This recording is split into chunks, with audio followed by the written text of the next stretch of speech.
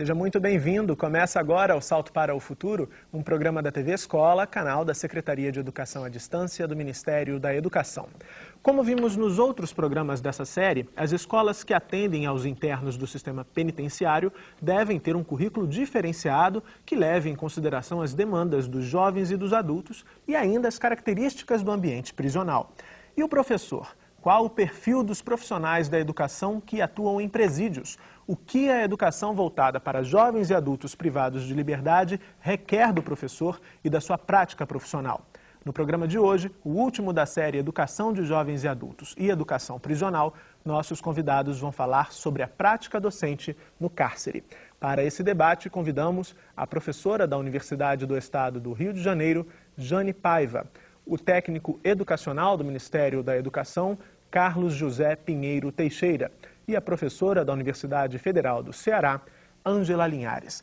Para participar do Salto para o Futuro, você pode ligar para 0800 21 6689. Se preferir, pode enviar sua pergunta por fax. O número é 0, código da operadora 21 2232 3271. Para enviar perguntas por e-mail, escreva para salto@mec.gov.br. O dia a dia nas escolas de jovens e adultos em diversos presídios do país. A nossa equipe esteve no Rio Grande do Sul, em São Paulo e no Rio de Janeiro e registrou experiências que apresentam ideias e práticas pedagógicas voltadas para a reinserção dos presos na sociedade. Veja na reportagem. No presídio de Bento Gonçalves, no Rio Grande do Sul, professores fazem uma reunião para discutir temas e materiais didáticos que serão utilizados em sala de aula. Então, esse material aqui, colegas, é do livro do Luiz Antônio Rizewski, que é um escritor que trabalha bastante com jovens e adolescentes que usam drogas. A rotina de reuniões semanais entre os professores tem o objetivo de discutir o conteúdo das diversas áreas de ensino, buscando uma abordagem diferenciada dos temas, muitas vezes polêmicos, a serem trabalhados em sala de aula. Além de professoras, a gente tem que ser um pouco psicóloga, um pouco orientadoras. Então, exige bastante da gente. Então, nessas reuniões, a gente procura fazer isso. A gente lê alguns textos, debate, vê a realidade de cada um, de como entrar um pouquinho na cabeça de cada um, né? Com muito jeito, com muito tato. Na penitenciária feminina Madre Pelletier, em Porto Alegre, alunas do ensino fundamental discutem o texto O Náufrago. O tema é a esperança. Para mim, esse texto é que nem tudo está perdido, né? Sempre há um começo. Força de vontade a gente tem que ter, a gente não pode se desesperar. Então, o objetivo é esse, é mostrar, trazer uma esperança que as coisas podem ficar um dia melhor, apesar do desespero, apesar das coisas estarem horríveis hoje, mas amanhã poderá estar melhor. Em São Paulo, na penitenciária 1 de Hortolândia, presos atuam como monitores na escola. Os temas trabalhados em sala de aula são pesquisados pelos próprios monitores. A gente segue o módulo, por exemplo, no módulo hoje é ciências, entendeu? A gente segue ele, eu já tinha conhecimento desse módulo, eu peguei e comecei a trabalhar com água. Ela deixa livre a escolha. E esses temas são trabalhados junto com a realidade deles, junto com o que eles trazem de conhecimento desse tema, né? E isso tem levado muito aluno à sala de aula. Por quê? Não fica uma coisa muito metodológica. Ficam temas dinâmicos, com propostas dinâmicas, com atividades de pesquisa, né? Então, esse educador tem que pesquisar bastante para ele promover essas ações dentro da sala de aula. Na penitenciária Lemos Brito, no Rio de Janeiro, alunos da 6ª série do Colégio Estadual Mário Quintana participam de uma aula de geografia. O tema, a leitura de mapas. O objetivo principal é que eles consigam perceber que atrás dos mapas, dos textos, das notícias de jornal, que tem uma ideologia, né? Que tem um propósito. Então, eles passam a ter um olhar mais crítico, passam a querer estudar mais para descobrir se aquilo é correto ou não. Cada olhar, uma história. Com este tema, o professor Eduardo Machado realiza uma atividade em que a arte contribui para retratar e repensar o cotidiano. Fotografias e obras contemporâneas são o ponto de partida para histórias criadas pelos próprios alunos. Vocês vão escolher uma dessas imagens, na verdade 4, e vão montar uma história. Como é que vai sair essa história? Do pensamento de vocês, por isso é cada olhar uma história. Esse aqui é o Cristo na situação de hoje, do Rio de Janeiro, demonstrando a calamidade do Rio de Janeiro. Aqui é a reunião dos bispos, em oração, e aqui a mão do filho e sobre a do pai, e aqui é o menino de rua. Quando você traz essas questões do cotidiano, do dia a dia, a resposta aproxima, tem essa aproximação, porque ele vai procurar lá nos arquivos dele coisas que são do dia a dia dele.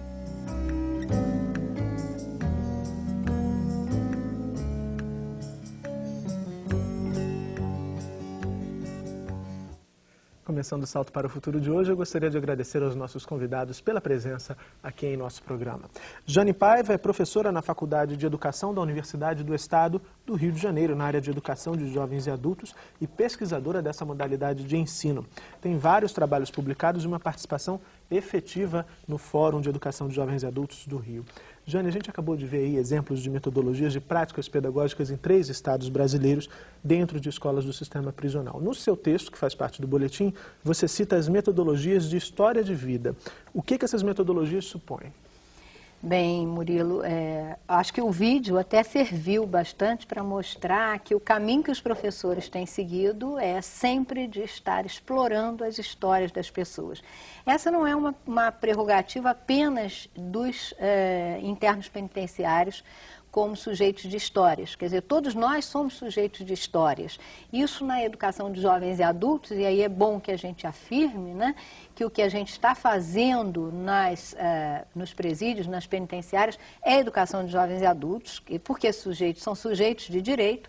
Então, eles também têm suas histórias. Mais do que entendê-los como sujeitos que cometeram delitos e por isso são identificados, né, é preciso saber que eles têm muitas outras histórias que aconteceram antes daquela chegada e histórias que eles vivem adaptando a sua vida àquela condição.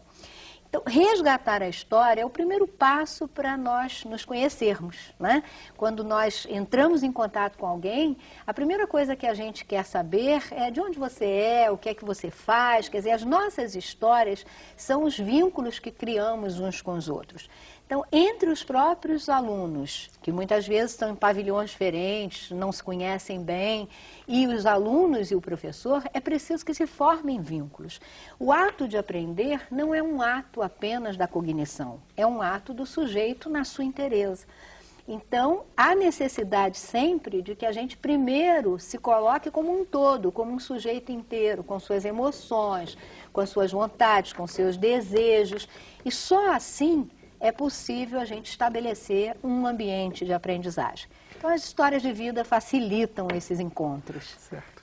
Carlos Teixeira é especialista em ética e pesquisador em literatura comparada, responsável pelo projeto Educando pela Liberdade, Educação nas Prisões, diagnóstico da oferta de educação nas prisões e realização de seminários regionais e do Seminário Nacional sobre Educação nas Prisões, desenvolvido por um grupo interministerial, Ministério da Educação e Ministério da Justiça, com o apoio da Unesco. O Carlos também é professor do curso de formação de agentes penitenciários do Sistema Penitenciário Federal.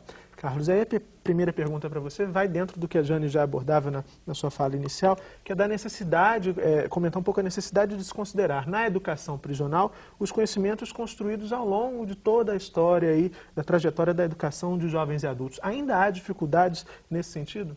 Sim, a gente tem razão em afirmar que é importante marcar essa posição de que a educação nas prisões está dentro de uma história que antecede, que é a educação de jovens e adultos.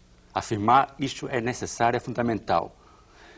E lembrando que pensar a educação de jovens e adultos é pensar e respeitar os sujeitos, pensar as categorias de tempo e espaço, entender que tempo é esse, que espaço é esse. O tempo da prisão, o espaço da prisão é um espaço diferenciado.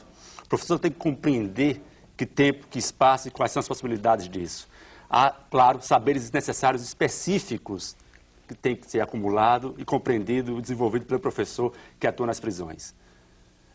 Como entender quais são as contradições inerentes a esses espaços.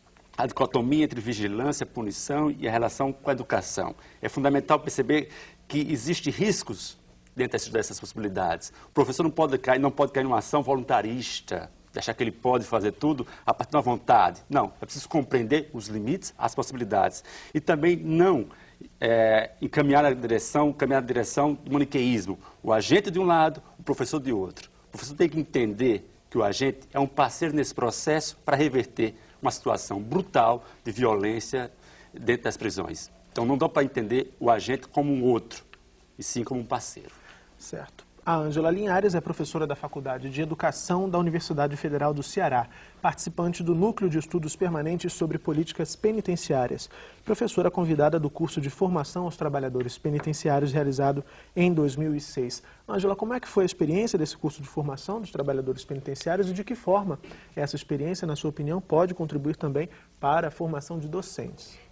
Acho que a gente acertou em muitas coisas, e muitas coisas ficaram desobscurecidas e apareceram como problemas. Vou tentar as duas coisas, mostrar. A primeira coisa é que é importante, a urgência que a gente tem de transformar essa situação que o Carlos falava, brutal, de dor mesmo dos presídios.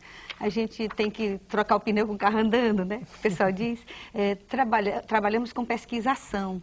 E todos os agentes, todos os trabalhadores eram envolvidos na pesquisa de escuta. O que é que o trabalhador, o que é que o preso, o que é que o interno penitenciário, o que é que ele aprendia em todos os espaços, na visita íntima, na cela de segurança, no corredor, todos os espaços do estabelecimento penal. Tentar buscar o ponto de vista dele, para ele se situar como sujeito, analisar esses tempos e espaços que são educativos. Ou seja, a escola não pode ser vista independente do contexto como um todo. E há sempre, me parece, quase que a gente tem que cuidar da segurança. Quando a gente pensava em juntar o professor com a gente, com o médico, com as outras pessoas para construir um projeto pedagógico que todo mundo tem que construir, isso fica parecendo que não está se cuidando da segurança. Ou seja, há quase que sempre a palavra segurança é usada para obscurecer, tornar invisível o trabalho do presídio como um trabalho de formação do EJA, que tem sua diferença, mas que tem suas possibilidades, né? Então, outra coisa que a gente viu é que para a gente fazer a escuta dessa experiência do preso ou do apenado, precisa também a gente fazer uma escuta da experiência do professor, né? Então, há uma importância aí na autoformação, uma escuta do que eles esperam, do que eles vivem também. Eles precisam criar esse fórum lá dentro e precisam também construir a experiência nova no presídio da escolarização. Ela não pode ser vista também como uma experiência oposta ao trabalho. Muitas vezes, no concreto, a pessoa vai para o trabalho ou vai para a escola, porque tem a ver com o tipo de remissão de pena, o tempo de remissão de pena. Então, a gente tinha que ver o trabalho como princípio educativo, né? A agricultura coletivizada e pensar a escolarização dentro desse modelo e trazer... esse olhar, né? Trazer a experiência mesmo socialista, do Macarenco, de outras que traziam o trabalho como desafios de aprendizagem. E aí a interdisciplinaridade, em vez de entrar como um bocado de disciplina estanque, ela entra resolvendo problemas da convivência, problemas tem reais. Um ponto interessante, além de tudo, um destaque, né, sobre a fala que a Ângela acabou de nos mostrar aqui, que é a questão do professor considerar esses outros espaços de aprendizagem, que também são espaços de aprendizagem, dentro mesmo do cotidiano de uma penitenciária. Isso requer, é um desafio para o professor também. Qual é a necessidade desse professor ter essa sensibilidade? Murilo, esse desafio é no presídio e é fora dele, né? Quer dizer, a gente vive esse desafio como o desafio da escola, né? Que a escola não é o único lugar de produção de saberes, né? Mas muitas vezes a escola se coloca como tal. E exatamente naquele espaço, que é um espaço distinto, e o Carlos chamava muito atenção sobre a organização desses tempos e espaços, e a organização desses corpos, né? A submissão dos corpos nesses espaços e como essas coisas vão se dando, da necessidade de que o professor possa pensar uma outra possibilidade de estar trazendo esses contributos para o espaço. Quer dizer, mais do que até o próprio aluno, é o professor que precisa ter esse movimento de conhecimento do que é o tempo e o espaço produzido na prisão. Porque, às vezes, a escola está num corredor de cela, Às vezes ela está numa unidade isolada e o professor se dirige àquele local, mas ele não circula pela prisão. Então ele não conhece também a prisão. Quer dizer, conhecer como é a dinâmica, como é a cotidianidade desse público que está ali, faz parte do universo do professor, porque uma coisa é pensar o nosso aluno na condição que a gente vive do lado de fora, outra coisa é conhecer isso, quer dizer, o professor precisa ser um investigador também e um conhecedor e a mediação do conhecimento do espaço da prisão para o trabalho educativo é feita pelo próprio sujeito, aluno que vem para a escola e traz essa vivência e ajuda a fazer o professor compreender e a produzir o currículo dessa escola. E aí, Carlos, eu fico pensando que para que o professor chegue a esse processo, comece a desenvolver esse processo, é preciso também se despir de preconceito, se despir de visões aí, estereotipadas acerca daquele local e dos sujeitos que estão ali no cotidiano daquela prisão, né? Esse também é um desafio. É um desafio. A gente, nesses deslocamentos nos estados, conversa com os professores, a primeira reação é ser contra essa possibilidade de ir ao presídio. E até tem mais, em alguns lugares é punição. O professor é punido e vai para esse lugar contra a sua vontade. Isso é uma questão seríssima. Não se pode colocar um professor para trabalhar com essa temática, nessa situação, nesse local, como imposição. Em alguns lugares é castigo, em outros lugares não, é escolha. Então, essa contradição tem que ser resolvida. Outra coisa é porque o professor também tem inserido numa sociedade autoritária como a nossa, que vê a prisão como punição além da pena. Que o castigo não é a prisão, é além da pena. Então isso é uma questão seríssima. É preciso que o professor também não caia também do outro oposto, né? Que passe além da sua capacidade profissional e vire uma coisa que é meio que psicólogo, porque não falta psicólogo na prisão. É assistente social porque falta assistente social. A gente quer afirmar sempre professor, que ele sendo professor profissional, tendo uma relação entre sujeito com o apenado, está muito bom. É fundamental que ele tenha essa concepção, porque senão ele cria outros impasses de contradições com a relação da segurança. Eu queria comentar a partir disso.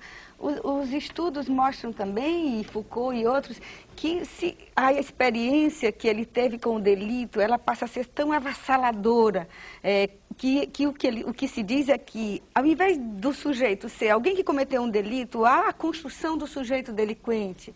Não é? Quer dizer, você acaba por tornar esse fato, o único fato dentro das prisões, a pessoa só tem essa identidade. Isso se transforma o delito na própria identidade. E hoje em dia se lida com a ideia de identidades múltiplas, de sujeitos multidimensionais. Inclusive, a dimensão espiritual foi uma dimensão que foi revista, retomada de uma forma muito digna, muito bonita, muito forte.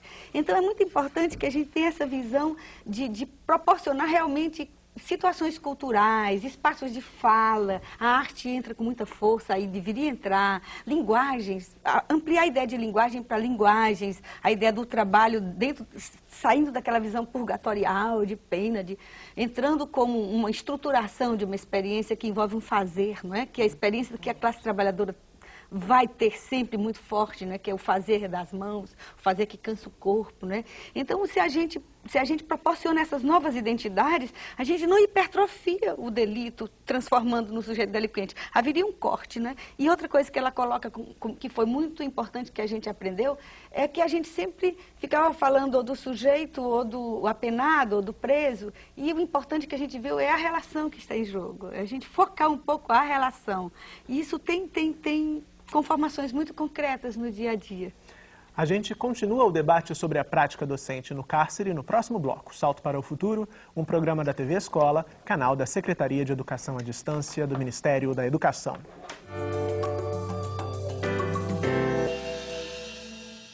Estamos de volta com o Salto para o Futuro, um programa da TV Escola, canal da Secretaria de Educação à Distância do Ministério da Educação. A educação de jovens e adultos privados de liberdade exige dos educadores novas práticas e reflexões. Quais as especificidades do trabalho nas escolas dos presídios? Na reportagem vamos conhecer as opiniões de educadores sobre o tema. O dia a dia do ensino em penitenciárias provoca nos professores reflexões constantes. Nas escolas dentro dos presídios, o exercício da profissão exige uma adequação à realidade dos alunos. É preciso repensar práticas e enfrentar desafios. o primeiro, eu acho que tem que ter assim, paciência para você, sabe, encarar os obstáculos que tem no dia a dia. Por exemplo, você tem que passar por diversas trancas, tem a questão da segurança, que na prisão a segurança é o que está em primeiro lugar, né? Não é a educação. E também você lidar com eu diria, até com os preconceitos. No começo, é claro que eu vim com preconceitos. Na medida que a gente foi se relacionando e se integrando, logicamente eu fui gostando. E também o preconceito ele foi desaparecendo, porque eu passei a ver alunos e não mais detentos. A gente percebe que o professor, ele entra aqui e ele muda o comportamento dele. Ele começa a enxergar o mundo de uma outra forma. E aí o desafio é a gente passar para que o nosso aluno, ele passe a perceber isso também e a sociedade perceba isso também. O quanto é importante a educação dentro dos presídios. E é uma educação de qualidade, sim. Assim como nas escolas regulares, nos presídios os conteúdos devem ser trabalhados de forma integrada. Eles são trabalhados no dia a dia, porque a educação tem que fazer a diferença, né? Então, muito mais do que conteúdo, isso é uma realidade a ser repensada por esse aluno. E o nosso educador acaba sendo uma pessoa que vai fomentar essa discussão. Todos os professores trabalham, cada um prepara a sua aula, mas sempre com a interdisciplinaridade. Entendeu? Então, assim, ó, se faz um projeto, né? E dentro desse projeto, todos os professores de todas as disciplinas vão trabalhar esse projeto.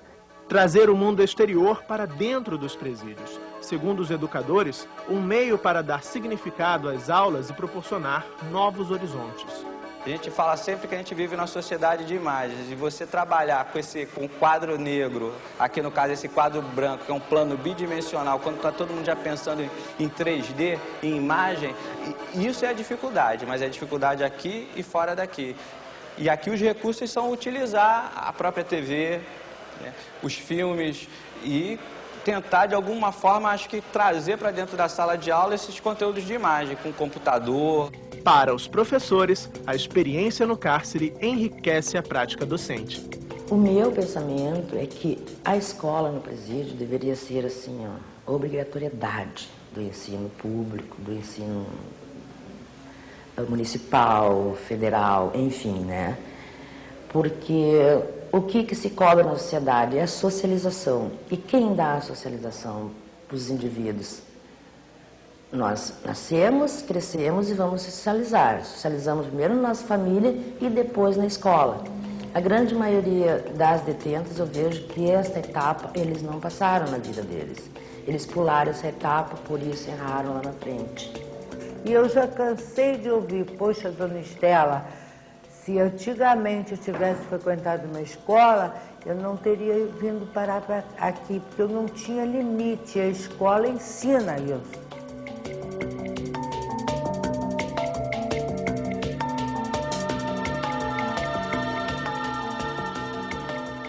Bom, Carlos, a gente acabou de ver na reportagem professores falando de suas experiências, de suas práticas e dos desafios do trabalho no sistema prisional.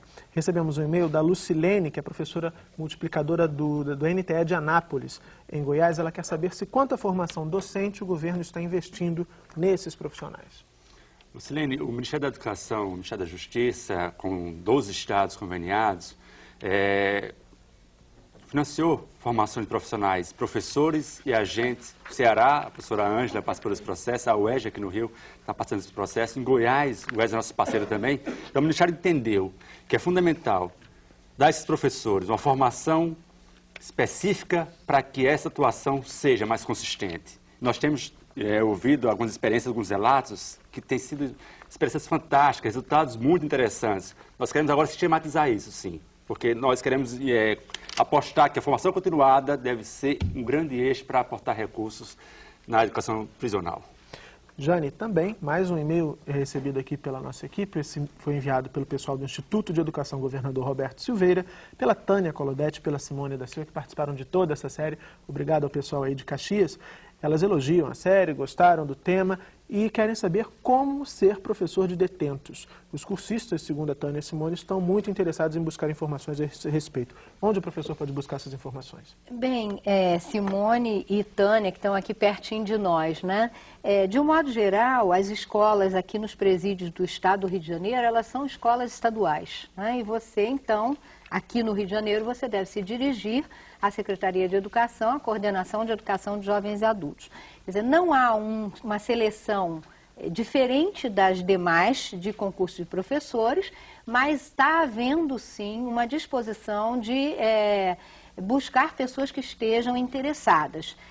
Então, isso é um processo que tem sido feito, primeiro, respeitando a Constituição, né? Nós temos que lutar como professores pelo concurso público para o magistério. Essa é a primeira questão.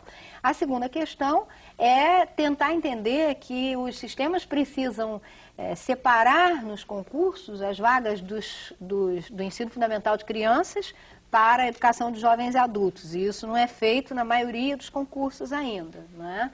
E depois, aqui no Rio, a educação prisional estava ligada a uma coordenação de escolas diferenciadas, mas agora ela faz parte da educação de jovens e adultos, quer dizer, ela foi para o lugar, embora ela precise de um currículo diferenciado, mas vocês devem concordar comigo que todas as escolas precisam de atendimentos diferenciados, currículos diferenciados, porque os públicos são diferentes.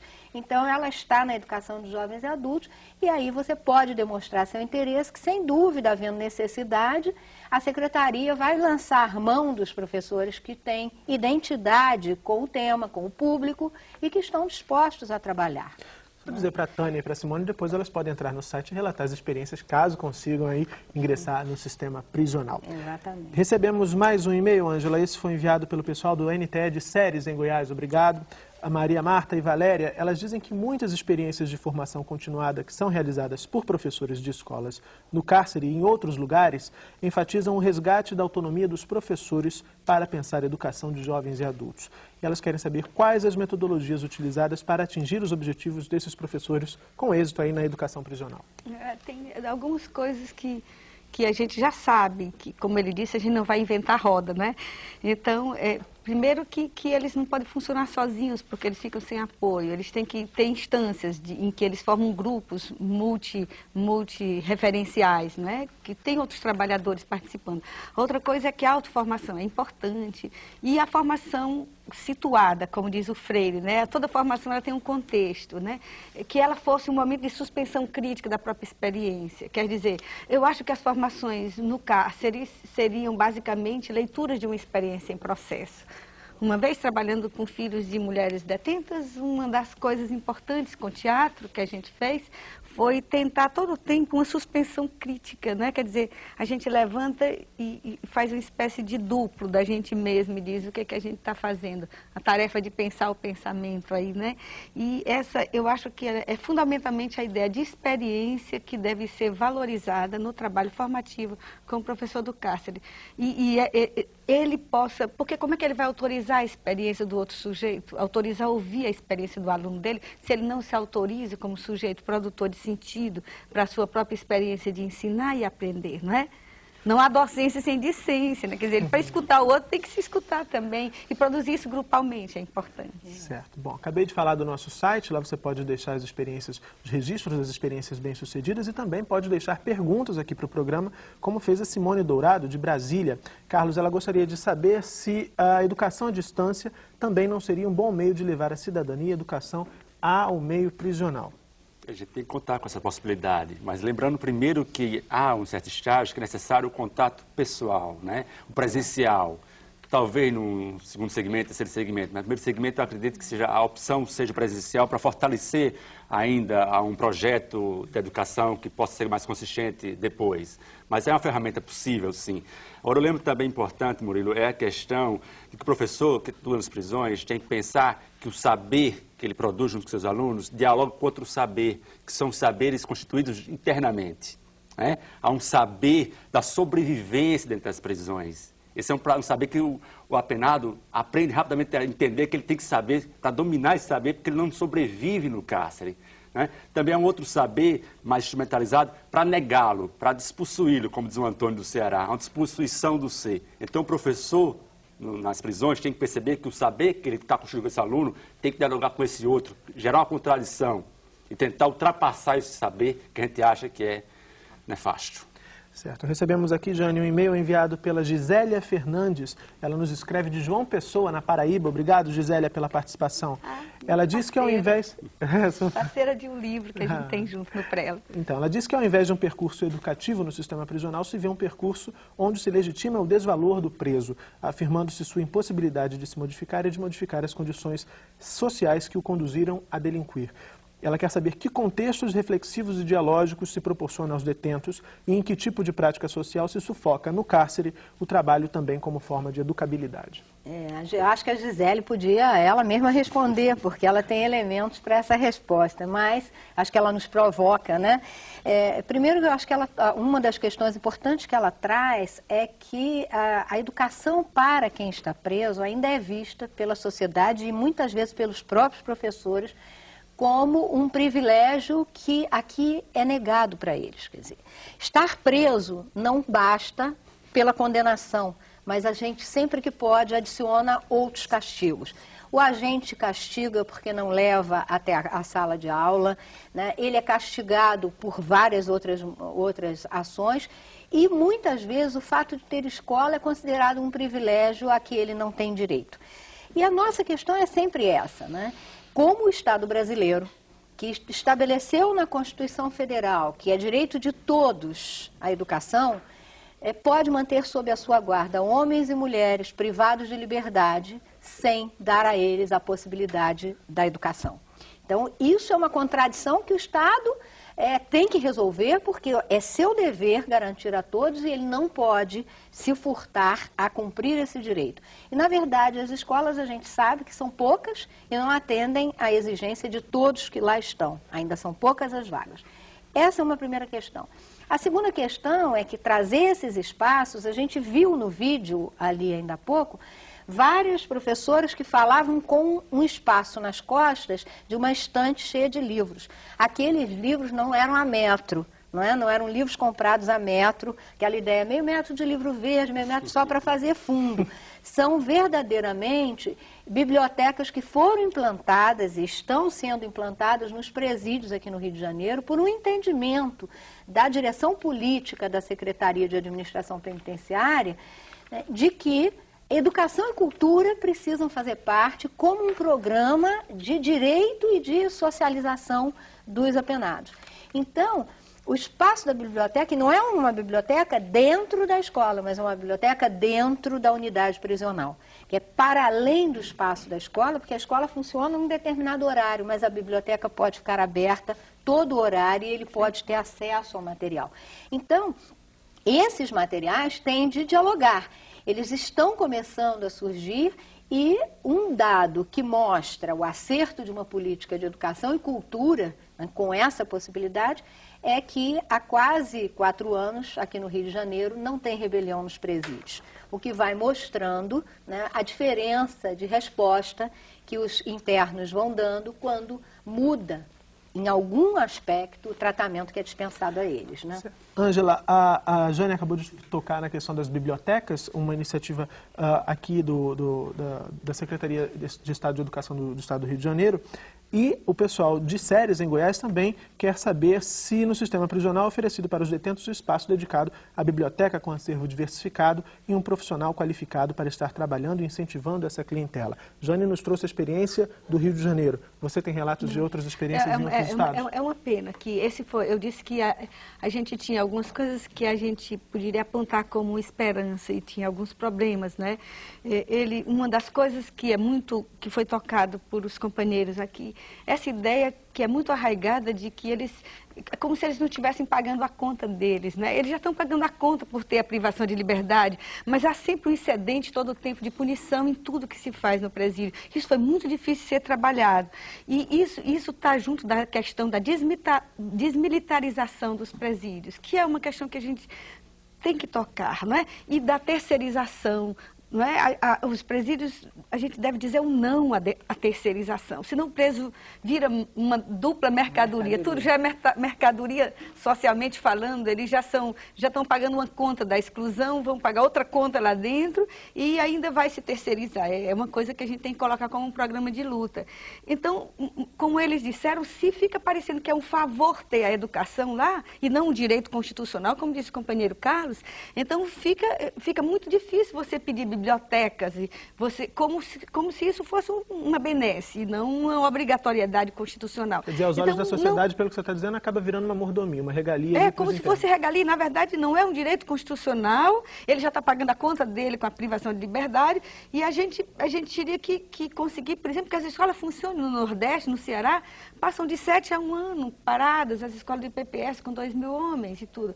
O secretário novo entra com mais ideias, a gente conseguiu algumas lutas, né? Esse grupo, como ele disse, o ano passado todo, eu compreendo um interesse muito grande do presidente, do pessoal do DEPEN, eu tenho elogios a fazer, Carlos, com sinceridade. Agora, a gente não pode deixar de ver a distância ainda que a gente tem para conseguir algumas coisas, não é?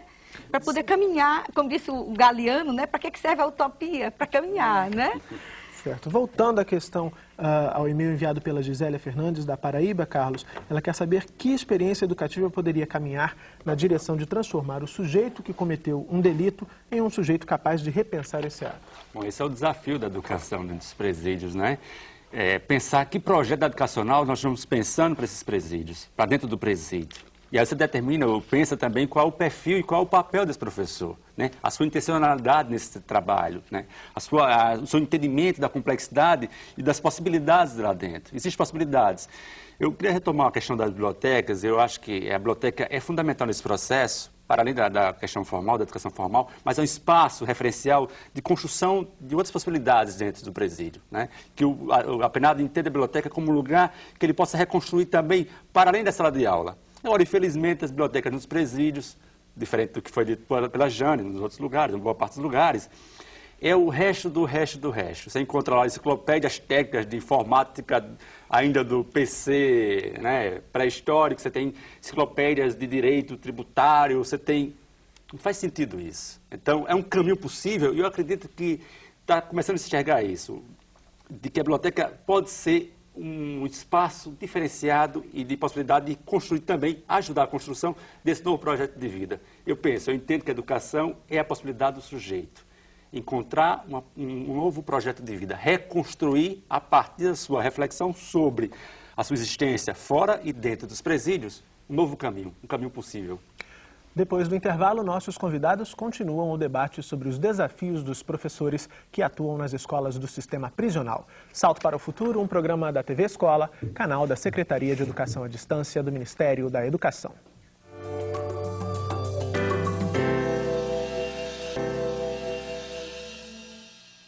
Você está acompanhando o Salto para o Futuro, um programa da TV Escola, canal da Secretaria de Educação à Distância do Ministério da Educação.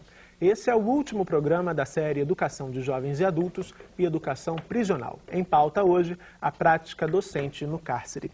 Jane, nós recebemos aqui um e-mail enviado pelo pessoal do NTE de Séries, em Goiás, outro e-mail, e eles dizem que os professores que trabalham com a educação prisional detectam dificuldades na adequação de propostas pedagógicas, no espaço físico inadequado, no tempo da prisão, na falta de recursos financeiros e principalmente numa legislação que é falha. Elas pedem que você comentem a afirmativa e também sugira uma forma de melhorar essa realidade. Bem, pessoal, vocês estão querendo assim que eu diga, né, que eu sou solidária com essas necessidades, porque eu também vivo as mesmas carências no espaço da universidade, né? Quer dizer, eu acho que hoje fazer educação no Brasil tem sido um ato heróico, né? Nós temos avançado, mas não é apenas porque a gente tem recursos abundantes. E quero dizer para você que às vezes onde a gente tem esses recursos, as pessoas não sabem o que fazer com eles. Quer dizer, então essas contradições estão postas também. Em alguns lugares a gente não tem as condições e as pessoas são capazes de construir coisas maravilhosas, né?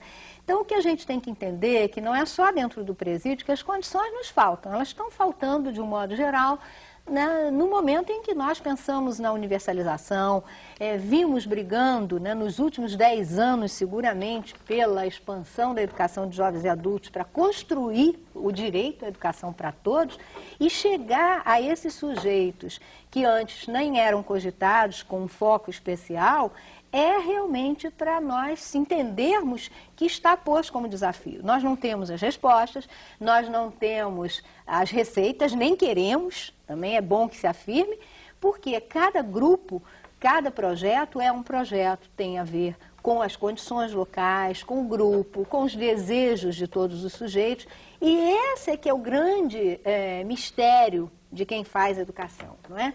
É a gente saber que a cada dia a gente se reconstrói, a cada dia você tem um projeto novo, a cada dia você tem razão para viver, porque todo o processo educativo é histórico, então precisa ser situado num tempo. Os jovens de hoje não são os jovens de ontem, seguramente não serão os de amanhã. Aqueles jovens que estão no presídio, é preciso que a gente entenda essa questão que é séria, é grave. O grande contingente de jovens, nós estamos privando esses jovens de um futuro e não o privamos por conta de uma questão só individual, mas há uma carga social importante que o leva ao delito e por isso nós temos que recuperar essas condições e o projeto educativo pode contribuir nisso. E nós somos atores indispensáveis nessa construção coletiva, como a Ângela afirmava, de que é um processo coletivo. Pelo 0800 216689 você pode fazer sua pergunta ao vivo aqui no Salto, como vai fazer agora a Maria José do Maranhão. Tudo bem, Maria José? Tudo bem. Como lidar com o preconceito e o medo de trabalhar como professor dentro de um presídio, quando a escolha não é feita pelo professor e sim imposta, como fala o boletim que às vezes acontece? Boa noite e obrigada. Obrigado, Maria José, pela sua participação aqui no Salto. Então, Ângela, o Carlos tocou nessa questão também, segundo ele, uma questão grave na realidade das escolas, do sistema prisional brasileiro. Como lidar com esse preconceito desse professor e quebrar essa realidade, essa visão desse professor, quando ele muitas vezes a escolha não é dele de trabalhar dentro de uma escola no sistema prisional? Aí eu acho que a escolha tem que ser dele, a primeira coisa.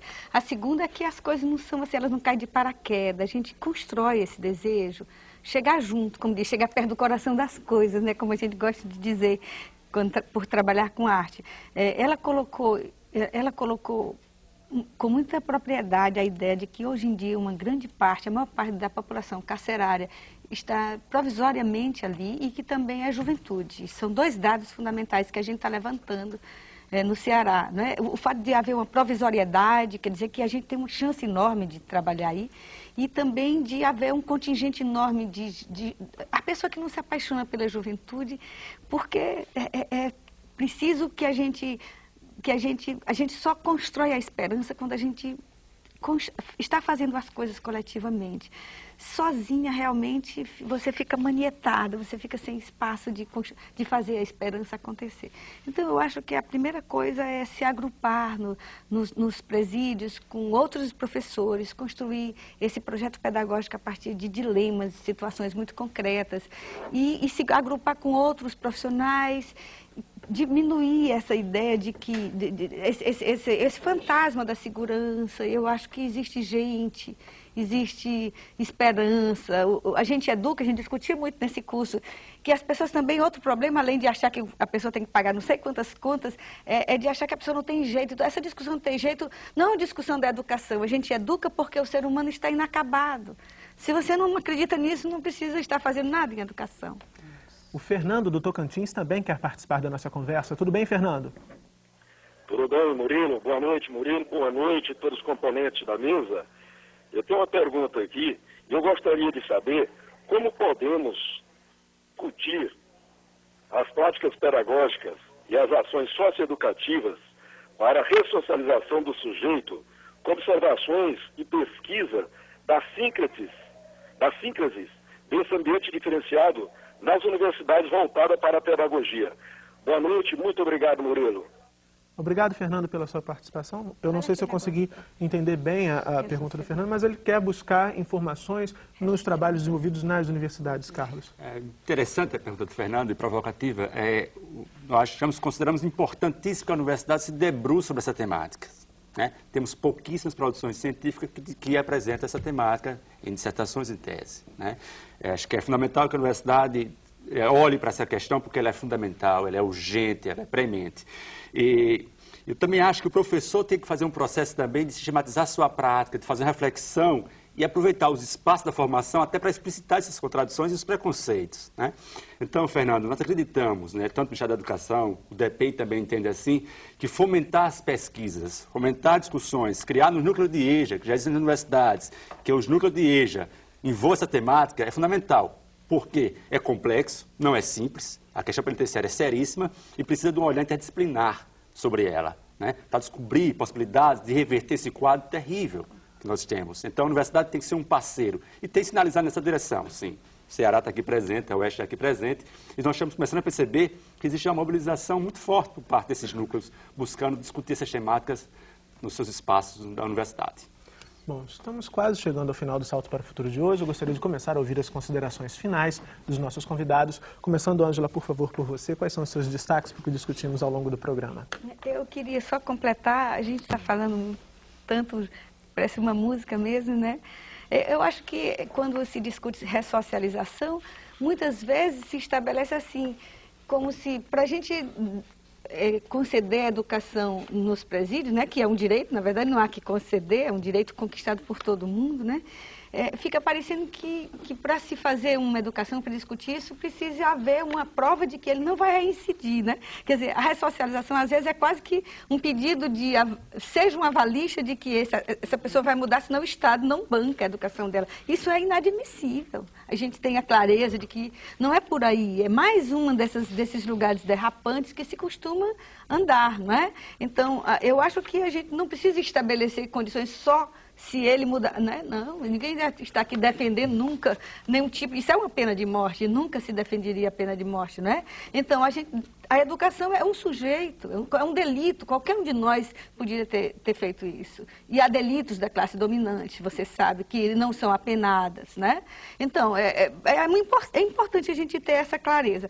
A outra coisa que eu aprendi com uma pessoa do DEPEN, que é um número fechado, assim, de pessoas. Você tem um contingente aqui, não é? De pessoas que estão nos presídios hoje. E eles têm condição, se tem que saber, ainda que a gente esteja em construção, esses saberes devem ser múltiplos e tudo, mas a gente pode tocar, a gente tem um número que dá para se trabalhar. Não é assim um bicho de 7 cabeças. Sabe-se qual é a população, sabe-se quem é. Existem, os possíveis são muito grandes. Eu só concluiria com uma história bonita de um conto, dizendo um caranguejo falando com outros bichinhos do mar, e dizia assim que um dizia, eu estou tão feliz, o vento faz sua praia em mim, e o outro, eu estou tão bem, e tinha um outro mais lento, dizia, eu sinto uma dor redonda, imensa, tomando conta de mim. E as outras ficaram meio assim, saíram de perto dela e ela saiu andando. Aí o caranguejo mais sábio disse, a dor que a minha amiga carrega é uma pérola de inexcedível beleza. Eu acho que essa é a dor do cárcere. Ok, Ângela, obrigado. Carlos, por favor, suas considerações finais. Bom, Moreira, primeiro dizer da alegria, né, de estar nesse momento, uma série do Salto para o Futuro, discutindo a educação nas prisões. Então, o Ministério da Educação, o Ministério da Justiça, desde 2004, chamou essa pauta e percebeu aceitação, despertou nos estados o interesse de trazer, juntamente com os professores, os agentes, diretores, e formulamos as diretrizes, todos juntos, uma escuta, há uma história, há um relato muito interessante dessa construção, né? Acho que nós avançamos muito nesses 2 anos nessa construção.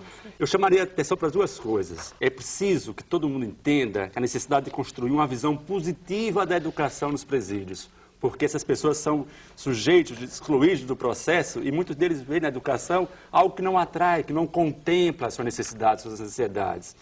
Uma coisa que eu acho também interessante, já falei aqui, mas eu reforço, a necessidade do professor sistematizar suas práticas, né? Transformar sua prática em reflexão. E terceiro, para concluir, que os espaços de formação sejam um espaço da capacidade da gente planejar, prever e descobrir possibilidades. né? Agora, a formação tem que ser sempre pensando formato, educação de jovens e adultos e a especificidade das prisões. Não é possível deslocar esse professor... Continuada. Esse professor das prisões continua e deve participar da formação de EJA da Secretaria Estadual. Não descolar, não abandoná-lo, mas sim trazer para dentro da discussão maior essa temática tão importante e tão urgente. Ok, Carlos, obrigado. Jane, por favor, seus destaques. Eu acho que Ângela trouxe uma bela imagem, né, para mostrar o que foi essa série, que, sem dúvida, tornou um tema que é sempre tão azedo, ácido, né? Num final importante. Ela foi uma série muito bem trabalhada que fez exatamente esse movimento, né, de pegar esse tema ácido e conseguir tratá-lo com dignidade, com ética, né, e pela perspectiva do direito desses sujeitos. Então, eu acho que isso, ter pautado na TVE, na TV Escola, uma temática como essa, eu penso que é um avanço do ponto de vista de como a gente pensa educação, né? E indicaria, reforçando o que o Carlos está dizendo, que é importante, sim, a gente não dissociar essa perspectiva de que a educação na prisão é especificidade de quem está lá fazendo educação e que ela não é educação de jovens e adultos. Porque o foco no sujeito privado da liberdade como um sujeito de especificidade para pensar o projeto, não significa que nós temos de tratá-lo como um ser diferente e desigual. Senão nós estaremos sempre fazendo novas apartações e novas exclusões. E o que nós estamos querendo é incluí-lo como um sujeito de direito numa sociedade tão desigual quanto a nossa. Ok, Jane, obrigado. Termina aqui a série Educação de Jovens e Adultos e Educação Prisional. O programa de hoje contou com as presenças da Jane Paiva, professora da Universidade do Estado do Rio de Janeiro, do Carlos José Pinheiro Teixeira, técnico educacional do Ministério da Educação, e da Ângela Linhares, professora da Universidade Federal do Ceará. Agradecemos a presença dos nossos convidados e a todos que participaram fazendo perguntas ao longo da semana. A gente encerra o programa com mais um trecho de um documentário, Socorro Nobre, de Walter Salles. O filme promove a reflexão sobre temas como liberdade e isolamento a partir de cartas trocadas entre uma presidiária e o artista plástico Franz Krasberg. Até a próxima série, Salto para o Futuro, um programa da TV Escola, canal da Secretaria de Educação à Distância do Ministério da Educação. Volta é para dar pouquinho mais consciência, homem. Estou fazendo tudo com o meu trabalho, mostrar a minha revolta. É possível para sensibilizar um pouco mais gente, para compreender que a vida é um conjunto. Tudo que tem nesse planeta tem direito de sobreviver e existir.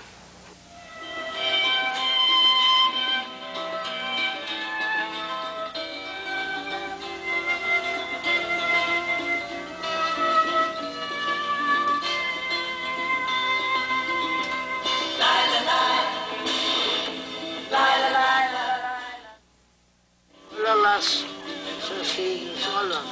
Você não tem nem mamadeira, não? Abraça ela, vai. Dá um beijo nela, vai. Isso. Ó, que bonito. Você não tem nem mamadeira. In the clearing stands a boxer and a fighter by his trade, and he carries the reminders of every blow that laid him down or cut him till he cried out in his anger and his shame, I am leaving. Krasberg, como eu pronuncio na minha tabaroice, é o seguinte: ele vive num paraíso. Eu considero o lugar que ele vive um paraíso. Agora, eu também vivo num paraíso. Só que o paraíso dele é o exterior e o meu é interior.